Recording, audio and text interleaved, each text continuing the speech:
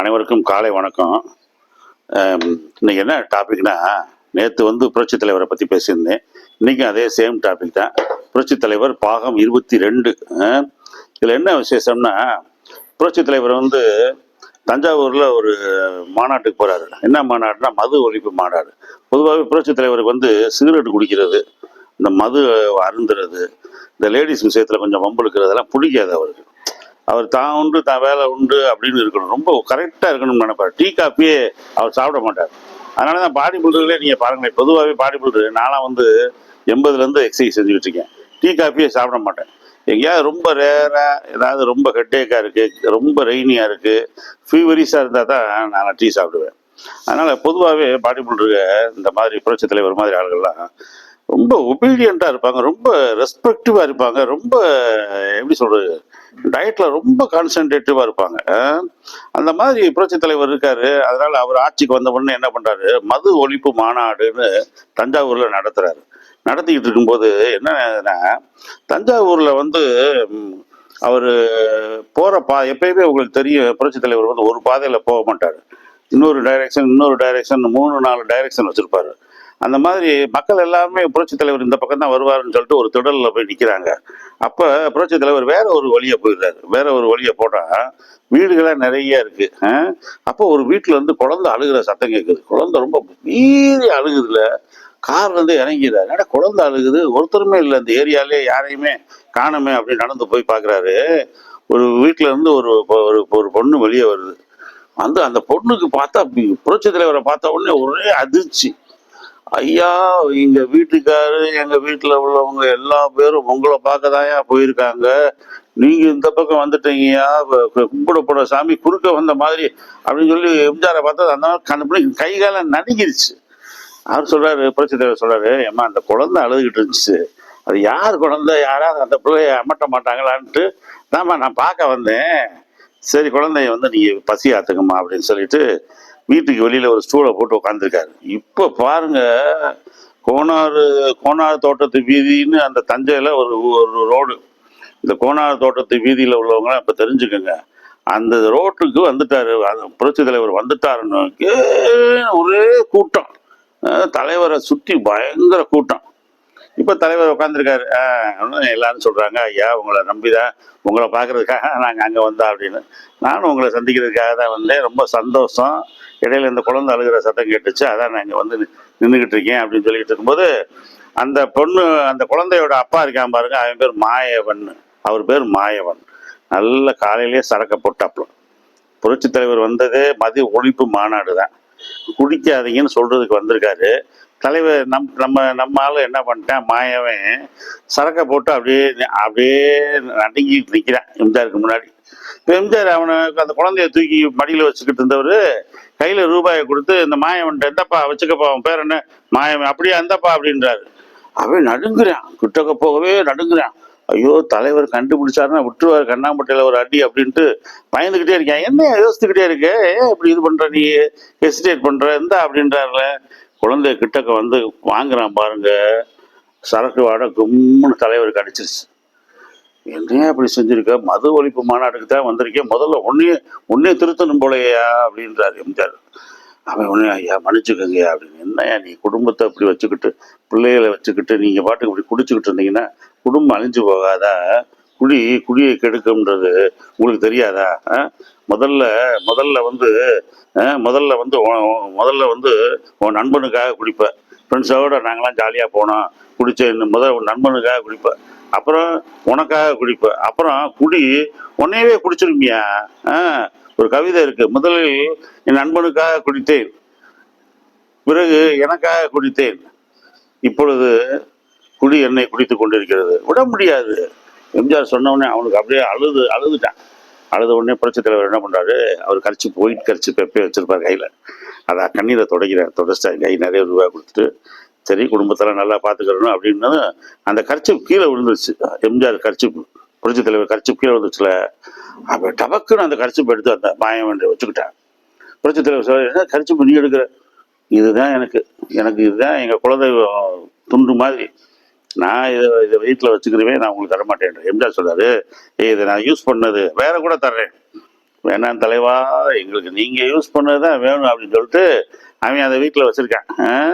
இப்போ இந்த மாயவன் குடும்பத்துக்காரங்க எப்போயும் ஒரு தடவை சந்திக்கிறாங்க. அப்போ அந்த பையன் இருக்கான் பாருங்க, அந்த வளர்ந்த எம்ஜிஆர், அந்த பையனுக்கு வந்து இப்போ அப்போ எம்ஜிஆர் வந்து என்ன பண்ணுறாரு, பேர் வைக்க சொல்கிறார். அந்த ஆள் அண்ணாதுரைன்னு எம்ஜிஆர் பேர் வைக்கிறாரு. அந்த அவங்க பாட்டி என்ன பண்ணுது, தங்கம் போல வந்தாரு என் தங்கத்துறை, யார் எம்ஜிஆர், அந்த தங்கத்தை பேரெல்லாம் வைக்கணும் அப்படின்னு சொல்லிட்டு தங்கத்துறைன்னு வச்சிருச்சு. இப்போ அவன் தங்கத்துறை ஆகிட்டான். இவங்க ஒரு தடவை புரட்சி தலைவரை பார்க்கும்போது அந்த தங்கத்துறைன்ற பையன் சொல்கிறேன், ஐயா நீங்கள் எங்கள் வீட்டில் வந்து அன்னைக்கு பேசிட்டு போனீங்க, நாங்கள் சின்ன குழந்தைனாலாம் இன்னமும் எங்கள் அப்பா வந்து தண்ணி அடிக்கவே இல்லை. அதுக்கப்புறம் நீங்கள் விட்டுட்டு போனதுக்கப்புறம் எங்கள் அப்பாவுக்கு வந்து கை காலெல்லாம் நடுங்கிருச்சு, பயங்கரமான கஷ்டமான சூழ்நிலையில் ஆயிட்டாரு. அரசாங்க ஆஸ்பத்திரியில் போய் சேர்த்துருக்காங்க. சேர்த்தப்ப இந்த மாயவனுக்கு என்ன ஆயிடுச்சு, குடிய உடனே நிறுத்ததுனால கை கால் நரம்புகள்லாம் ரொம்ப நடுக்கமாயிருச்சு, நரம்பு தளர்ச்சி ஆயிடுச்சு. உடனே டாக்டருக்கு சொல்லியிருக்காங்க, ஒரே நாள் அப்படி நிறுத்தக்கூடாதியா, படிப்படியாக தான் நிறுத்தணும், இல்லைன்னா நீ வந்து உனக்கு ஏதாவது ஆயிரும் அப்படின்னு. உடனே அந்த மாயவன் சொல்லியிருக்காரு, ஐயோப்போ எங்கள் தங்க தலைவன் எங்கள் புரட்சி தலைவர்கிட்ட நான் வந்து சத்தியம் பண்ணி கொடுத்துட்டேன், அப்படி நான் ஏதாவது சத்தியம் மீறினேன்னா சரி எனக்கும் ஆகாது அவருக்கும் ஆகாது, அதனால் நான் செத்தாலும் பரவாயில்லையா, ஆஸ்பத்திரியில் கூட கிடைக்க தண்ணி அடிக்க மாட்டேன் அப்படின்ட்டு ஒரே சபதங்க. அதான் அந்த பையன் சொல்கிறேன், எங்கள் அப்பா அன்னைக்கு நீங்கள் சொல்லிட்டு போனதுலேருந்து தண்ணியே அடிக்க மாட்டாரு அப்படின்னு. நல்லா புரட்சி தலைவருக்கு ஒரே சந்தோஷம், பணத்தை மறுபடியும் கொடுத்து நல்லா சந்தோஷமாக இருக்கணும், யாரும் எந்த கெட்ட பழக்கத்தில் ஈடுபடக்கூடாதுன்னு. எப்படி பாருங்க, மது ஒழிப்பு மாநாடுன்னு போயிட்டு ஒரு குடும்பத்தை அழகாக திருத்திட்டாரு. அடுத்து வட ஆற்காடு மாவட்டம் உங்களுக்கு தெரியும். வட ஆற்காடு மாவட்டம்னா என்னன்னா, இந்த ஆற்காடு மாவட்டம்னா ஆற்காடு நவாப்பு இருந்த இடம். ஆற்காடு நவாப்பு இருந்ததுன்னா முஸ்லீம்ஸுக்கு இவங்களுடைய இந்த முஸ்லீம்ஸோட ஆட்சி. இன்னைக்கும் பாருங்க, இந்த ஆற்காட்டு பக்கம் போனீங்கன்னா நீங்க அந்த மாவட்டத்தில், வேலூர் மாவட்டத்தில் beef biryani, mutton biryani, chicken biryani 10 மணிக்கே ஆரம்பிச்சிருவாங்க. இதெல்லாம் முஸ்லீம் கல்ச்சர். இப்போ அந்த கல்ச்சர் தான் நம்ம தமிழ்நாட்டில் பூரா எல்லா இடத்துலையும் வந்துக்கிட்டு இருக்கு. பிரியாணி கல்ச்சர், பக்கெட் பிரியாணி, டப்பா பிரியாணி, சூட்கேஸ் பிரியாணின்னு என்னென்னமோ செஞ்சு கொடுத்து மக்களை வந்து திங்க விட்டுக்கிட்டு இருக்கான். பிரியாணியை நிறைய சாப்பிட்டா என்ன ஆகுது தெரியுமா, ஹார்ட் அட்டாக் வருது, இப்போ சுகர்லாம் வருது. சரி, அதை அடுத்ததில் பார்ப்போம். இப்போ இந்த வட ஆற்காடு மாவட்டத்தில் செங்கம்னு ஒரு கிராமம். இந்த கிராமத்துக்கு ஒரு தடவை எம்ஜிஆர் அடிக்கடி போகிறாரு. அந்த இடத்துல சாமிக்கண்ணுன்னு ஒரு விவசாயி இருக்காப்புல. சாமிக்கண்ணுன்னு ஒரு விவசாயி எம்ஜிஆர் தங்கி இருக்கும் போதெல்லாம் அவர் வந்து எம்ஜிஆருக்கு வந்து உதவியாக இருப்பார். அப்போ புரட்சி தலைவர் சொல்கிறாரு, என்ன சாமிக்கண்ணு வீட்டில் எல்லாம் அவ்வளோ நல்லா இருக்காங்களா, நீங்கன்னா வீட்டிலே இருக்க மாட்டேன்னு சொல்கிறாங்க. இல்லை, என்ன தலைவரே, நம்மளுக்கு என்ன தலைவரே, எப்போ பார்த்தாலும் காலையில் போய் 4 தோட்டத்தில் வேலை பார்க்க வேண்டியது, உங்கள் காசு கொடுப்பாங்க, கொடுத்த உடனே சாயங்காலம் அவங்க தேட்டரில் போய் உட்கார வேண்டியது. உலகம் சுற்றும் வாலிபன் படத்தெல்லாம் ஒரு 50 தடவை பார்த்துட்டேன் அப்படின்னு சார். புரட்சி தலைவருக்கு சிரிப்பு வந்துருச்சு. அப்படியா, வேற ஒன்றும் இல்லை தலைவர், சாயங்காலையில் வேலைக்கு போகிறவே அப்படியே அப்பப்போ அங்கங்கே கிடைக்கிற சாப்பாடை சாப்பிட்டுட்டு சினிமா தேட்டருக்கு போயிட்டு நைட்டு தான் வீட்டுக்கே வருவேன், அதான் அவங்ககிட்ட கம்ப்ளைண்ட் பண்ணியிருக்காங்க அப்படின்னு. எம்ஜிஆருக்கு அவரை ரொம்ப பிடிச்சி போச்சு. சரின்ட்டு அவர்கிட்ட எல்லாம் பேசிக்கிட்டு இருக்காரு, அந்த மக்கள்கிட்ட எல்லாம் பேசிக்கிட்டு இருக்காரு. இப்போ என்ன பண்ணுறாரு எம்ஜிஆர், நீ இப்படியே இருக்கியே, நீ கல்யாணம் முடிக்காமல் இருக்கியே அப்படின்றாரு. உடனே அவர் சொல்கிறாரு, எனக்கு யார் தலைவரையாக கல்யாணம் முடிப்பா அப்படின்னா, புரட்சி தலைவர் சொல்கிறாரு, ஒன்று பொண்ணை பார்த்துட்டு சொல்லு, நான் கூட வந்து என் தலைமையிலே கல்யாணம் முடிக்கிறேன். அப்போ அவருக்கு ஒரே சந்தோஷம், என்ன நீங்கள் தலைமை பண்ணேன்னா நான் பொண்ணு பார்க்குறேன்ட்டு அவர் ஒரு முறை பொண்ணை போய் பார்க்குறாரு. முறை பொண்ணை போய் பார்த்தா எம்ஜிஆர்கிட்ட போய் சொல்லிட்டா கல்யாணத்தன்னைக்கு எம்ஜிஆர் வருவாருன்னு, எல்லா புரட்சி தலைவர் வருவாருன்னு எல்லாரும் வெயிட் பண்ணுறாங்க. ஆனால் வரலை. ஒன்று இவர் அலறி அடிச்சுட்டு போகிறாரு தலைவர்கிட்ட, என்ன தலைவரே நீங்கள் இந்த மாதிரி வரலை அப்படின்னு. புரட்சி தலைவர் சொல்கிறாரு, கல்யாண தேதின்னு சொன்னேன், நான் அதை வந்து ஆரம்பீரப்பன்ட்ட பிஏவை வந்து ஆரம்பீரப்பன் தான் இருக்காரப்ப, அவர் தான் எல்லாரையும் எம்ஜிஆருக்குரிய எல்லா பிளான் ஸ்கெட்சு எல்லாம் போட்டு கொடுக்கக்கூடியவர் இந்த போடக்கூடியவர் இந்த ஆரம்பீரப்பன். ஆரம்பீரப்பன்ட்ட சொன்னியா நீ, அவர்கிட்ட சொன்னீங்கன்னா அவர் கரெக்டாக கூட்டு வந்திருப்பாரு அப்படின்னு. இல்லை தலைவரே அப்படின்னு. சரி, இப்போ ஒன்றும் நோ ப்ராப்ளம், இன்னொரு டேட்டு ஃபிக்ஸ் பண்ணு, அந்த டேட்டில் வந்து நான் உனக்கு வைக்கிறேன் அப்படின்னு. அதே மாதிரி இன்னொரு டேட் ஃபிக்ஸ் பண்ண ஊருக்கு போகிறாரு. போனால் ஊரில் சொல்கிறாங்க, இதெல்லாம் எம்ஜிஆர்லாம் பெரிய ஆளுப்பா, நீ அவரெல்லாம் நம்பிக்கிட்டு நாங்கள் உனக்கு பொண்ணெல்லாம் கொடுக்க முடியாது, அவர் அடுத்த கல்யாணத்துக்கெல்லாம் வரமாட்டார், அதனால் நீ வந்து இதெல்லாம் வந்து எங்கிட்ட வந்து பேசிக்கிட்டு இருக்காது, அவனை நாங்கள் நம்பக்கூடிய ஆள் இல்லைப்பா, நீ வந்து அப்படிப்பட்ட பெரிய ஆள் கிடையாதுயா, நீ ஆளை விடுப்பா அப்படின்ட்டாங்க. உடனே இவர் நேராக வந்து புரட்சி தலைவர்கிட்ட சொல்றாரு, நீ இன்னொரு தடவை போய் நான் சொன்னேன்னு போய் சொல்லு அப்படின்றாரு. நான் சொன்னேன் அப்படின்னு சொல்லுனோடனே இவர் புரட்சி தலைவர்கிட்ட சொன்ன மாதிரி அவர் போய் அங்கே போய் சொல்றாரு, இந்த ஒரு தடவை செய்ய, அவர் தலைவர் வரலைன்னா அதோட எனக்கு கல்யாணம் வேணாம், ஒன்றும் வேணாமா, நான் அப்படியே சன்னியாசமாக போயிடுறேன் அப்படின்றாரு. பார்த்தா கரெக்டாக கல்யாணத்துக்கு வந்துடுது. இதே மாதிரி தலைவர்கிட்ட சொல்லி ஆரம்பிக்கிற பண்ண சொல்லி கரெக்டாக எம்ஜிஆர் போய் இறங்கிட்டார். இறங்கினா ஒரே ஒரே மகிழ்ச்சி, ஆட்டம் பாட்டம் கொண்டாட்டம், செம்ம அலப்பற, ஒரே ஜாலி. ரைட்டு. இந்த சின்ன இந்த இந்த சாமி கண்ணு வந்து அதோட புரட்சி தலைவர் சாமானியமாக விடலை. 1977 எலெக்ஷன் நடக்குது பாருங்க. செங்கம் தொகுதிக்கு யாரு அப்படின்னும் போது இந்த சாமி கண்ணுவை போடுறாரு. தியேட்டரில் சினிமா பார்த்துக்கிட்டு இருந்தாலும், எம்ஜிஆர் படத்தை பார்த்து விசில் அடிச்சுக்கிட்டு இருந்தாலும், போஸ்டர் ஓட்டினாலும், ஊர் ஊராக போய் வேலை பார்த்தாலும், இப்போ எல்லார் தோட்டத்துலையும் கிடைக்கிற வேலை பார்த்தா அன்னைக்கு கஞ்சை குடிச்சுட்டு இருந்த ஒரு சாதாரண விவசாயிங்க, குடியானவன்லே குடியானவன், ஆனால் குடிகாரன் கிடையாது. அப்படிப்பட்ட சாமி கண்ணுவை செங்கம் தொகுதிக்கு எம்ஜிஆர் நிப்பாட்டுறாரு. அவராலேயே நம்ப முடியல. தலைவர் நெல்லு, நீ தான் யார் த கேண்டிடேட் ஆஃப் ஏடிஎம்கே அப்படின்னு சொல்லிடுறாரு. இந்த அண்ணா திராவிட முன்னேற்ற கழகத்தோட செங்கம் தொகுதி வேட்பாளர் வந்து நீ தான். ரைட், நின்ட்டாரு. பிரம்மாண்டமாக ஜெயிச்சிட்டாரு. இப்போ பிரம்மாண்டமாக ஜெயிச்சிட்டாருன்னா இந்த சாமி கண்ணுன்றவர் வந்து எப்பயுமே எளிமையாக இருக்கக்கூடியது. இப்போ சென்னைக்கு வராருன்னா சென்னைக்கு உள்ள கெட்டப்ப உங்களுக்கு தெரியும். அப்படி ரொம்ப கெட்டப்பாக இருக்கணும், நடந்து வரக்கூடாது. ஒரு இடத்துக்கு வந்தால் கூட ஒரு ஆட்டோவில் வரணும். ஒரு இடத்துக்கு உஏபியை பார்க்க வரணும்னா ஒரு காரில் வந்து இறங்கணும். பேண்ட்டு ஷர்ட்டை போட்டுக்கணும், இல்லைன்னா பெரிய தோரணையாக துண்டு போட்டுக்கணும். கையிலெல்லாம் மோதிரம் கிதரை போட்டு வாட்சி கிச்செல்லாம் கட்டி தோளில் துண்டை போட்டு என்ன எப்படி இருக்கீங்க அப்படின்ற மாதிரி அப்படி உதாரணம் கொடுத்தா தான் சென்னையில் வந்து கொஞ்சம் நம்ம பிழைக்க முடியும். சாதாரணமாக இருந்தால் பிழைக்க முடியாது. ஆனால் இந்த ஆள் அப்ராணி, அப்பாவி, இன்னோசன்ட். இந்த இன்னோசன்ட் என்ன பண்ணுறாரு, சென்னையில் வந்து சட்டசபைக்கெல்லாம் வந்துட்டு போய்கிட்டு இருக்காரு. இவர் பேசுகிறத கலெக்டர்ஸ் கேட்கறது இல்லை, ரெவன்யூ ஆஃபீஸர்ஸும் கேட்கறது இல்லை. யாருமே அரசு அதிகாரிகள் இவரை ஒரு எம்எல்ஏவாகவே கன்சிடர் பண்ணுறதே இல்லை. இவரும் அதை பற்றி கவலையே படலை. ரைட்டு, நம்ம தலைவர் நம்மளுக்கு ஒரு வாய்ப்பு கொடுத்தாரு, நம்ம மக்கள் தொண்டு பண்ணுறோம், என்னையா இதில் என்னையா அப்படின்னு புரட்சி தலைவருக்கு இந்த மேட்ரு போயிடுச்சு. அண்ணே, நீங்கள் இந்த மாதிரி ஒருத்தர் ஏற்பாடு பண்ணீங்க, அவர் எம்எல்ஏவாக இருக்காரு, கலெக்டர்லேருந்து எவ்வளவுமே அவரை மதிக்கிறது இல்லை அப்படின்னு எம்ஜிஆர் கூட்டத்தை போடுறான் அப்படின்னு. கூட்டத்தை போட்டால் கலெக்டர்லேருந்து ரெவன்யூ ஆஃபீஸரு, அது எல்லா ஆஃபீஸரையும் உட்கார வச்சு இந்த சாமி கண்ணுன்ற ஆள் யார் தெரியுமா, யார், அவர் தொகுதி தான் என் தொகுதி தான் அவர் தொகுதி, என்னைய மாதிரி பார்க்கணும். யாரை பார்க்கணும், எம்ஜி ராமச்சந்திரன் நினைக்கணும், சாமி கண்ணு நினைக்கக்கூடாது. சரியா, சரியான மரியாதை கொடுக்கணும். கொடுக்கலன்னா எல்லா பேரையும் ட்ரான்ஸ்ஃபர் பண்ணிடுவேன்ட்டார். அப்புறமேட்டு பார்த்தா சாமி கண்ணுவை பார்த்தா எல்லா பேரும் முரட்டு சல்யூட்டு, அண்ணே வணக்கம்ண்ணே, அண்ணே சல்யூட்ண்ணே, அண்ணே வணக்கம்ண்ணே. எப்படி பாருங்க, ஒரு சாதாரண பாமரனை புரட்சி தலைவர் கல்யாணம் முடிச்சு கொடுத்து, அவனுக்கு ஒரு வாழ்க்கையை ஏற்படுத்தி கொடுத்து, அவனுக்கு ஒரு எம்எல்ஏ என்ற ஒரு அடையாளத்தை கொடுத்து, அந்த எம்எல்ஏக்கு ஒரு சமூகம், அரசியலமைப்பு சட்டப்படி ஒருத்தனுக்கு என்ன மரியாதை கொடுக்கணுமோ அதெல்லாம் கொடுக்க வச்சா அந்த பெருமையெல்லாம் யாருக்கு வரும், அதெல்லாம் யாருக்கு வருங்க அந்த பெருந்தன்மை. நம்ம இருந்தோம்யா நல்லா நல்லா கொஞ்சம் 4 காசு சம்பாதிச்சோம் அப்படின்லாம் போவாங்க.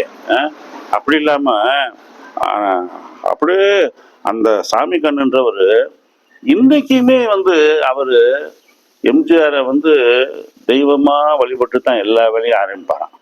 நான் ஏற்கனவே சொல்லியிருந்தேன், அந்த மாயவன்றவர் வந்து எம்ஜிஆர் கர்ச்சிப்பை வச்சு தான் கும்பிடுவாங்க அவங்க வீட்டில் அப்படின்னு. அதே மாதிரி இந்த சாமி கண்ணும் வீட்டில் எம்ஜிஆர் படத்தை கும்பிட்டுட்டு தான் அடுத்த வேலைக்கே போவான். எப்படி பாருங்க இதெல்லாம். அடுத்து நம்ம ராமநாதபுரத்தில் பரமக்குடியில் எஸ்பிஎம் தேட்டர் நல்லா ஞாபகம் வச்சுங்க. SPM theatre. இந்த தேட்டரில் வந்து 1955 மதுரை வீரன் படம் உங்களுக்கு தெரியும். மதுரை வீரன் படம் செம்ம ஹிட்டு. புரட்சி தலைவர் அப்போதான் வந்துக்கிட்டு இருக்காரு. பானுமதி ஒரு பக்கம், பத்மினி ஒரு பக்கம், 2 கேரக்டர் கூட அடிச்சு நம்பர் 1 வந்துக்கிட்டு இருக்காரு. பாட்டம் செம்ம ஹிட்டு. ஆனால் படம் முடியும் போது அந்த ஸ்டோரி படி, ஹிஸ்டாரிக்கல் ஸ்டோரி படி மாறுகை வெட்டணும் எம்ஜிஆர். படத்தில் வெட்டிடுறாங்க. வெட்டின ஒன்று தியேட்டரில் பார்த்த தொண்டர்கள் எங்க அண்ணன் என் தலைவனை வெட்டின நீ அப்படின்னு சொல்லி தியேட்டரவே தீய வச்சு கொளுத்தி விட்டாங்க. தியேட்டரவே எஸ்பிஎம் தியேட்டரவே பொருத்திட்டாங்க.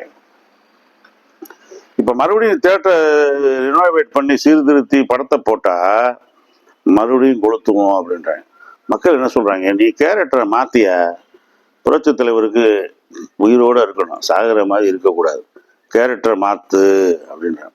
இப்போ இந்த மேட்ரு வந்து லேனா செட்டியார்ன்றவர் தான் அந்த படத்தோட ப்ரொடியூசர். என்எஸ்கேட்ட போய் சொல்றாரு. என்எஸ் கிருஷ்ணன் அப்போ வந்து அவர் தான் பெரிய மனுஷன், புரட்சி தலைவருக்குலாம் வழிகாட்டி. அப்போ படம் முடிஞ்சது இந்த மாதிரி காவியால விட்ட போகிற நேரத்தில் என்எஸ் கிருஷ்ணன் வந்து படத்தில் வந்து அவர் தனியாக வந்து சேர்ந்து சொல்கிற மாதிரி, மக்களே வந்து இப்போ நீங்கள் வந்து மனசு தளர்ந்துடாதீங்க, புரட்சி தலைவரை வந்து கை காலை வெட்டிட்டாங்க, இது வந்து ஒரு வரலாற்று படம், ஒரு சமூக படமாக இருந்தால் நம்ம கதையை மாற்றிடலாம், வரலாற்று படத்தில் உண்மையை தான் சொல்லணும், உண்மையை நம்ம பாட்டுக்கு நம்ம இஷ்டத்துக்கு மாற்ற முடியாது.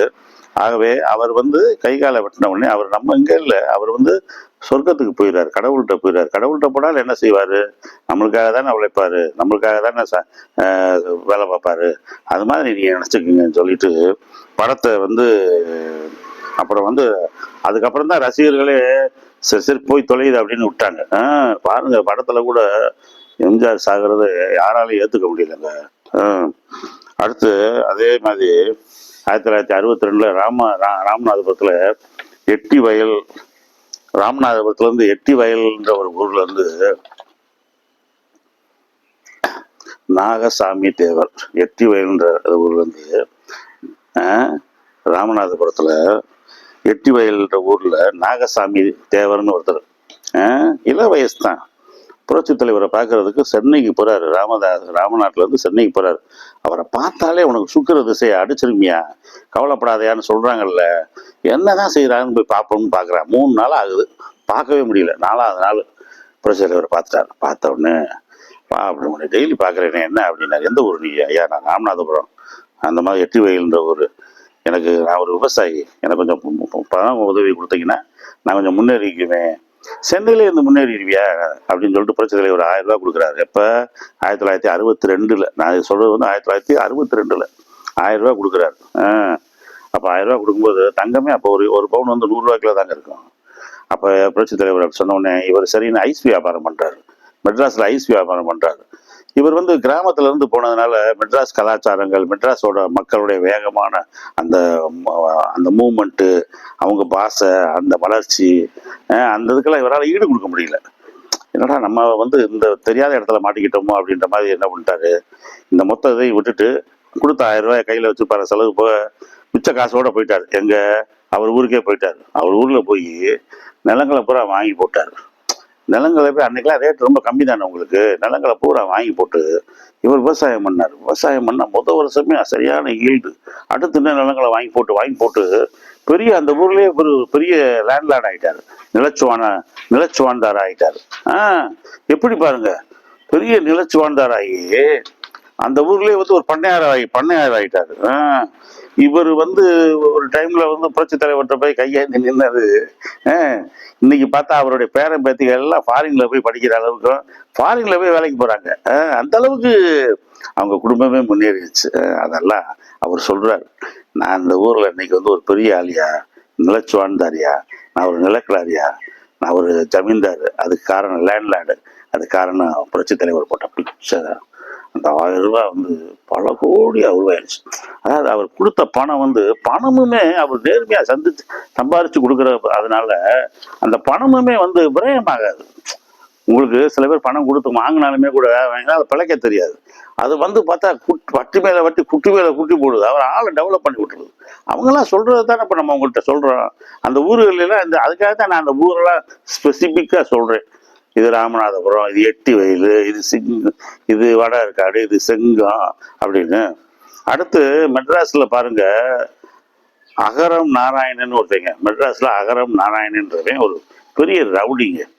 பெரிய ரவுடினா அவன் என்ன பண்றான், எப்பயும் கொலை பண்றது, கொள்ளையடிக்கிறது, யாரையும் கழுத்தை நெரிக்கிறது, பொங்கலை கற்பழிக்கிறது, அவன் பண்ணாத சேட்டே இல்லை, பயங்கர ரவுடி. அகரம் நாராயணன் கேட்டாலே யாருமே பயப்படுவாங்க. அந்த அளவு படு மோசமானவன். அவன் என்ன பண்றான், ஒரு மிலிட்டரி ரிட்டையர்டு ஆபீசர், அவங்க ஏரியாவில் உள்ள ஆபீசரை ரோட்டில் ஓட ஓட வெட்டி கொண்டுட்டாங்க. வெட்டி கொண்டுட்டு ஓடி போயிட்டான். அந்த ஆலந்தூர் பரங்கி மலையில் தான் அந்த சம்பவம் நடக்குது. பரங்கி மலையில், பரங்கி மலைனா தாமஸ் மவுண்ட்டு.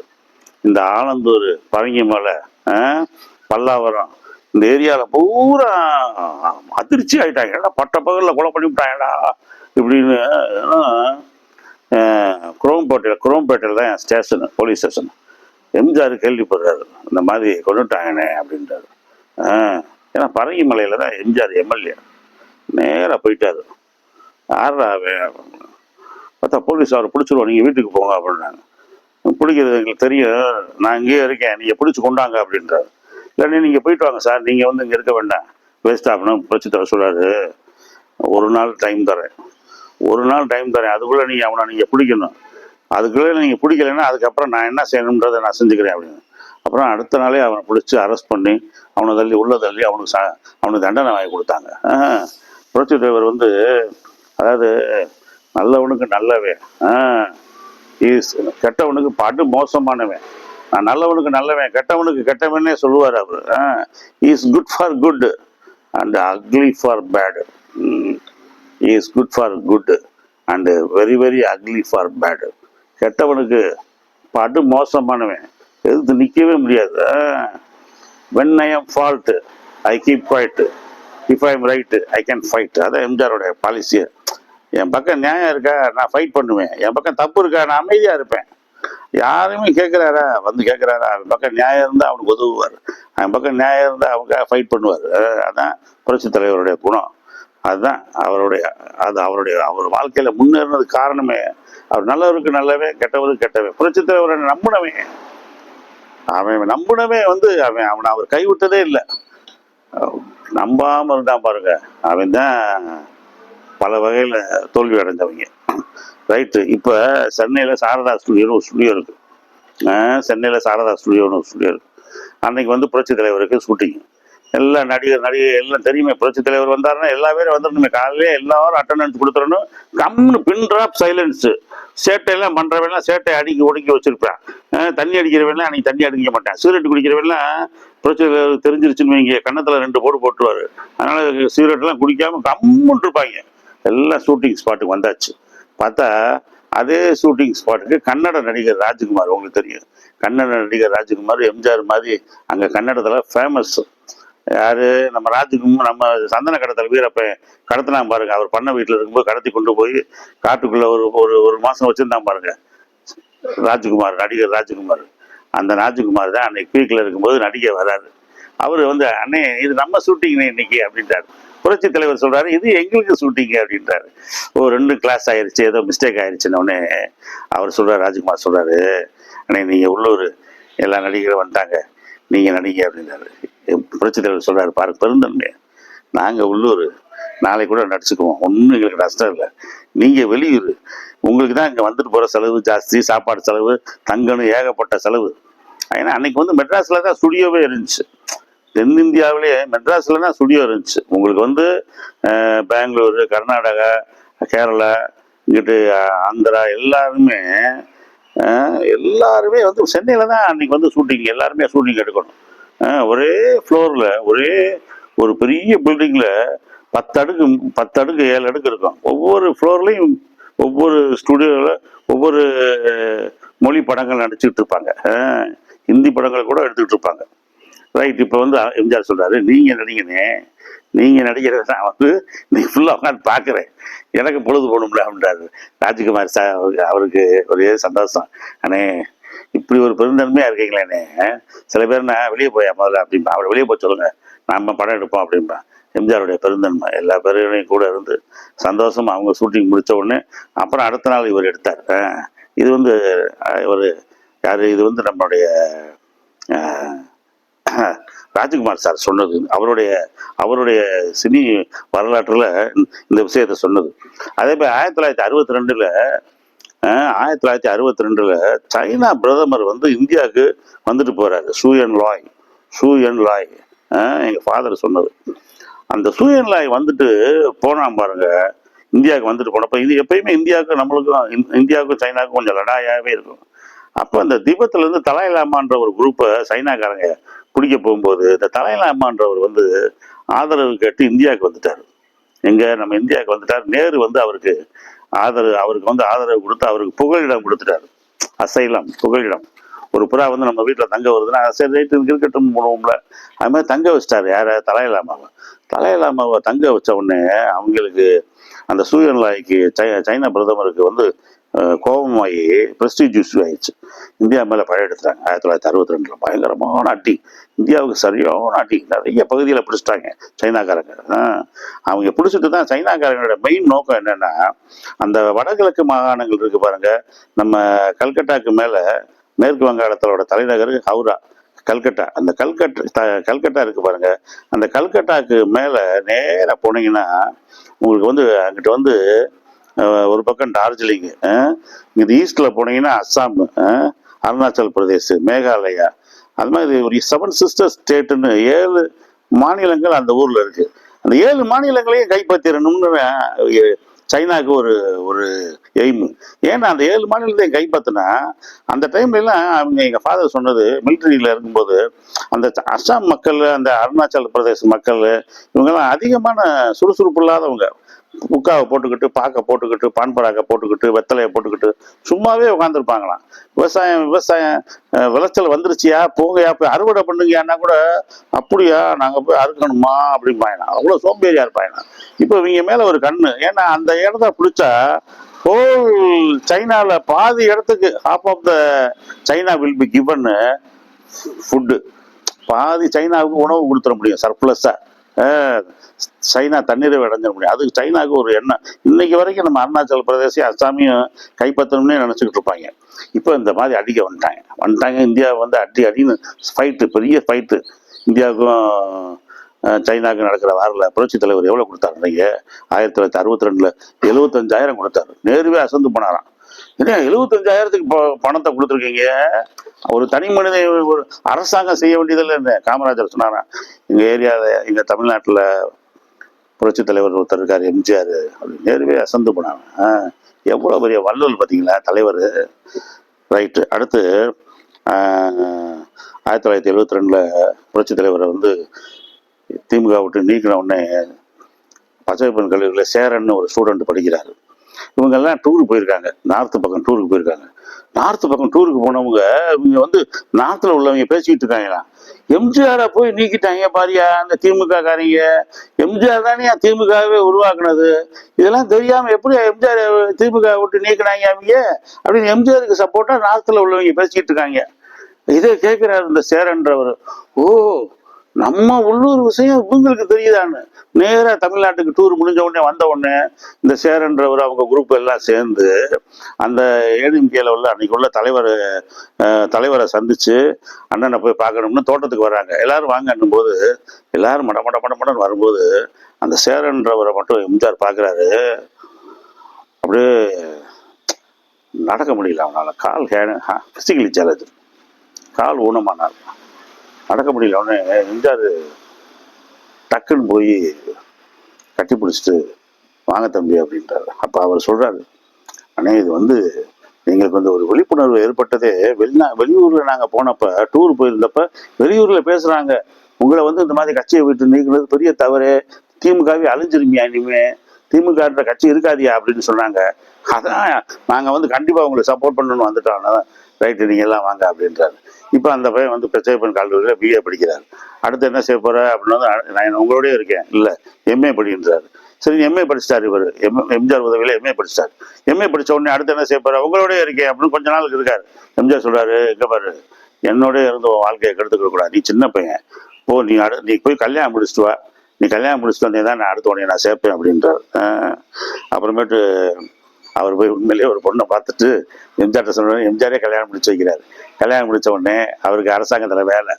அவர் தான் உடல் பிசிக்கலி சேலஞ்சராக இருக்கார்ல, மாற்றுத்திறனாளிகள் கோட்டால் அவருக்கு வேலை வாங்கி கொடுத்துட்டு, அப்போ வந்து கோமதி சீனிவாசன்றவங்க வந்து தமிழ்நாட்டில் வந்து சத்துணவு தலைவராக இருக்காங்க, அமைச்சர். அந்த அமைச்சர்கிட்ட சொல்லி அந்த சத்துணவு திட்ட குழுவுக்கு இவரை ஒரு உறுப்பினராக நியமிக்கிறார். புரட்சி தலைவருக்கு பாருங்க, தனி ஏழை மக்கள் மேலே அவ்வளோ புரியுங்க, அவ்வளோ புரியும். அதே மாதிரி மெட்ராஸில் மோகன்தாஸ் ஒரு சிற்பி, அதான் அவங்க அப்பா வந்து ஒரு பெரிய சிற்பிங்க. அவங்க அப்பா வந்து அண்ணாதுரை சிலையை நிறைய செதுக்கினவர். அந்த சிலையெல்லாம் ஒவ்வொரு சிலையும் செதுக்கும் போது புரட்சி தலைவருக்கு யார் அதை சிற்பி இப்படி அழகா செதுக்கியிருக்காரு என்னதும் அவர் இறந்துட்டாரு. அவர் இறந்தப்ப அடுத்து வந்து டெல்லி பார்லிமெண்ட்ல வந்து பாரதியார் சிலை ஒன்று செதுக்கி வைக்கணும் அப்படின்றாங்க.